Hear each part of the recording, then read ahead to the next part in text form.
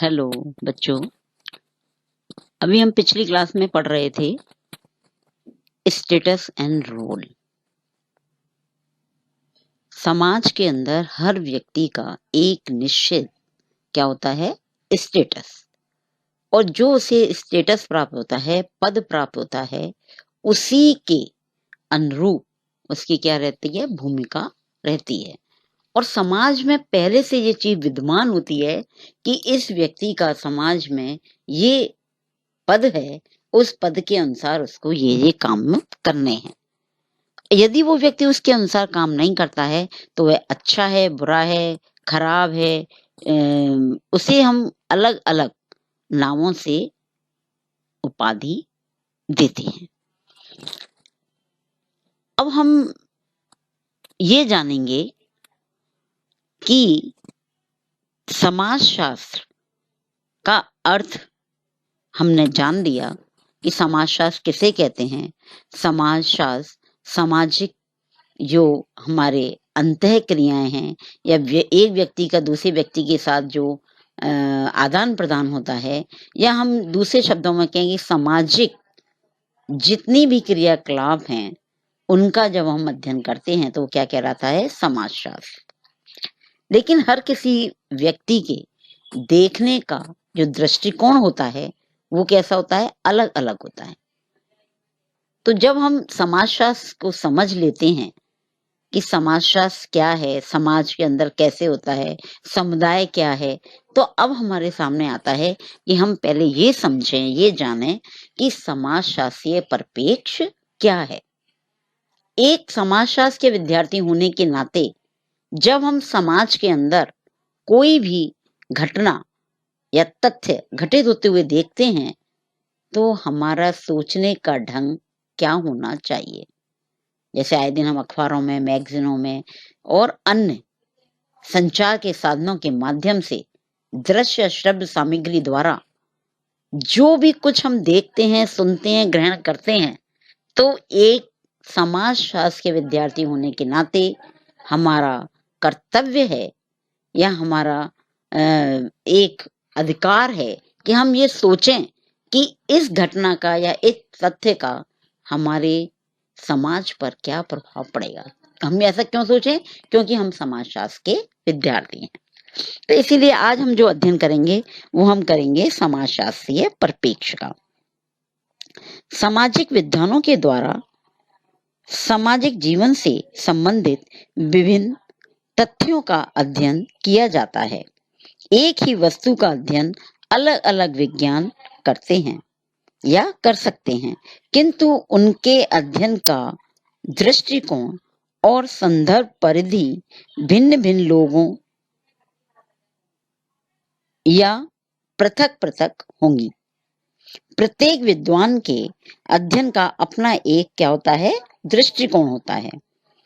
परिप्रेक्ष्य से अभिप्राय किसी वस्तु को देखने का नजरिया है, या हम कहें एक ही घटना या वस्तु को विभिन्न विभिन्न विज्ञान नेता या विज्ञानवेता अपने अपने दृष्टिकोण से देखते हैं और उसे ही उस विज्ञान का क्या कहा जाता है, परिप्रेक्ष्य कहा जाता है। समझ में आया कि एक घटना या एक तथ्य को अलग अलग लोग या विद्वान अपने अपने दृष्टिकोण के आधार पर क्या करते हैं, अध्ययन करते हैं। और जो अध्ययन करते हैं, या ऐसे दूसरे शब्दों में हम एक सामान्य शब्दों में इसे कहा गया है कि परिप्रेक्ष्य क्या है, देखने का नजरिया। किसी भी घटना को देखने का क्या नजरिया है, वो नजरिया उस विज्ञान का क्या कहलाता है, परिप्रेक्ष्य कहलाता है। अर्थात सामान्य शब्दों में अगर हम कहें, जैसा व्यक्ति सोचता है और जैसा देखता है वो एक विशेष विज्ञान से जुड़ा हुआ होता है। उस कारण से उसे वही दिखाई देता है जो वो देखना चाहता है। अब हम इस बात को एक उदाहरण के द्वारा स्पष्ट करते हैं कि कैसे एक ही चीज को अलग अलग लोग अलग अलग दृष्टिकोण से कैसे देखते हैं। आप लोग सोच रहे होंगे ऐसे कैसे है, जो हमें दिख रहा है सामने वही दूसरे को दिखेगा? नहीं, हमारा जो अंतर मन है, हमारे अंदर जो चीजें पहले से भरी गई हैं, या हम बड़े होने के बाद जिस विषय का हम अध्ययन कर रहे हैं, उस विषय के अनुसार हमारी सोच क्या होती है, परिवर्तित होती चली जाती है। जैसे इसमें मैंने एक उदाहरण लिया है, अपराधी व्यवहार का अध्ययन। क्या है उदाहरण? अपराधी व्यवहार का अध्ययन। मान लीजिएगा एक जेल में हम गए, और जेल में हम कौन कौन गए? एक समाजशास्त्री था, एक अर्थशास्त्री था, एक मनोवैज्ञानिक, 3 लोग गए। चलो पॉलिटिक्स को भी ले लो, राजनीति शास्त्री को भी ले लो, राजनीतिज्ञ को भी ले लो, 4 लोग गए। अब चारों लोग कहाँ गए हैं? एक जेल के अंदर। और जेल में कौन होता है बच्चों? अपराधी। कौन होता है? अपराधी, यानी कि जिसने कोई ना कोई अपराध किया हो। वो बात अलग है कि सही किया या गलत किया, लेकिन जेल में आया है तो उसका नाम क्या हो गया? अपराधी। अब वो कैसा व्यवहार कर रहा है, हम ये चारों समाजशास्त्री उसका अध्ययन करेंगे। अब चारों समाजशास्त्री गए, अब आप तो कोई सबको एक जैसा दिखे व्यवहार? नहीं। एक समाजशास्त्री जो है वो उस अपराधी के व्यवहारों को जब देखेगा तो उसमें देखेगा इसके सामाजिक कारण क्या हैं। ये कैसे खाता है, कैसे बोलता है, लोगों के साथ व्यवहार कैसे करता है, इसका काम क्या है, इसका संबंध कैसे हैं लोगों के साथ, एक दूसरे के साथ ये किस तरह से पेश आता है। ये कौन सोच रहा है? एक समाजशास्त्री, क्योंकि उसका संबंध समाज से है, उसका संबंध सामाजिक संबंधों से है, उसका संबंध कल्चर से है, इसलिए वो उसके अंदर उन्हीं व्यवहारों का अध्ययन करेगा जो उसके विषय से या उसके दृष्टिकोण या देखने का जो नजरिया है वो यही रहेगा। इसी तरीके से दूसरा, एक राजनीतिक की मुख्य रुचि क्या होती है? सत्ता का अध्ययन करना। तो राज्य तथा राजकीय प्रशासन के अध्ययन पर वो क्या करेगा? जोर देगा। इसमें नेतृत्व के गुण कैसे हैं, ये पॉलिटिक्स में आ जाएगा तो हमारे लिए कितना सहयोगी हो सकता है, इसको अगर हम बाहर निकाल लेंगे तो ये हमारे लिए कितना लाभकारी होगा। तो ये कौन सोच रहा है? एक राजनीतिक शास्त्र। क्योंकि वो किन कारणों को देख रहा है? उसके व्यवहार में राजनीतिक गुणों को देख रहा है। इसी तरह से एक अर्थशास्त्री जो होगा वो किसको ढूंढेगा? आर्थिक कारणों को। क्योंकि अर्थ का मुख्य रुचि क्या होती है? मनुष्य को आर्थिक क्रियाएं, वस्तुएं एवं सेवाओं के उत्पादन एवं वितरण के अध्ययन करना। तो वो उसके व्यवहार में ये देखेगा कि ये कितना मितव्ययी है, किसी कार के ऊपर ये कितना खर्च करता है, अगर इसके लिए इसमें ज्ञान कितना है, इसके व्यवहार में ऐसे हमें क्या गुण दिखाई दे रहे हैं कि एक इकोनॉमिक दृष्टि से अगर इस पे कोई भी काम सौंपा जाएगा तो इसमें ये कितना प्रोग्रेस कर सकता है।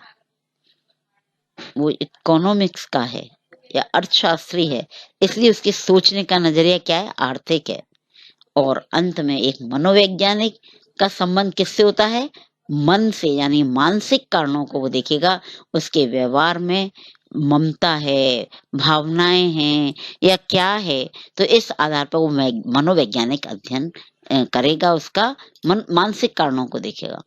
तो इस तरह से हमने देखा कि 4 विद्वान अलग अलग क्षेत्र के, लेकिन एक ही अपराधी का अध्ययन कर रहे हैं, और चारों के सोचने का जो ढंग है या देखने का जो नजरिया है वो अलग अलग है।